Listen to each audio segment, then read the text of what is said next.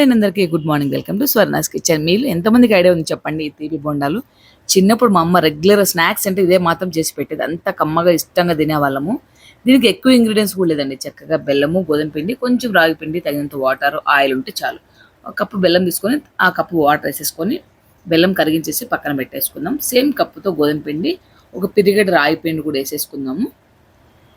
చిన్నప్పుడు మా అమ్మ అయితే ఎన్ని రకాల పిండిలో అన్ని అలా కొంచెం వేసేసేది అనుకోండి.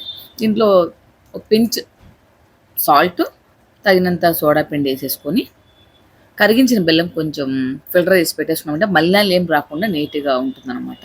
సో మొత్తం ఇలా కలిపేసుకొని కొంచెం తక్కువ అనిపిస్తే ఇంకా కొంచెం బెల్లం వాటర్ వేసేసుకొని మొత్తం నీట్గా కలిపి పెట్టేసుకున్నాము. కొంచెం మనం వీడియోలో చూపిస్తున్న విధంగా ట్యాప్ చేసుకున్నామంటే ఫ్లఫీగా వస్తాయన్నమాట బొండాలని చెప్పేసి ట్యాప్ చేసేసుకుని 10 నిమిషాలు కానీ 5 నిమిషాలు కానీ మూత పెట్టేసి పక్కన పెట్టేసుకొని ఆయిల్ పెట్టేసుకొని పొయ్యి మీద చేయి తేమ చేసేసుకొని చేతికి అంటుకోకుండా ఉండడం కోసం చేయి తేమ చేసుకొని కొంచెం కొంచెం అడ్జస్ట్ తీసుకొని నీట్గా బొండాలు వేసామంటే మీడియం ఫ్లేమ్లో వేసుకున్నామంటే నీట్గా లోపల కూడా కుక్ అయిపోతాయండి. చాలా ఈజీగా చేసుకోవచ్చు, టేస్టీగా చేసుకోవచ్చు. ఇప్పుడు 100 రకాల స్నాక్స్ ఉన్నా కూడా పాత రోజుల్లో తిండి వేరు కదా అసలు.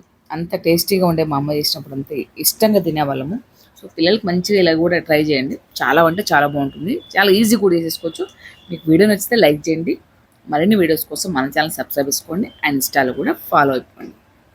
చాలా టేస్టీగా కూడా ఉంటాయి. డెఫినెట్గా మీరైతే ట్రై చేయండి. Bye bye.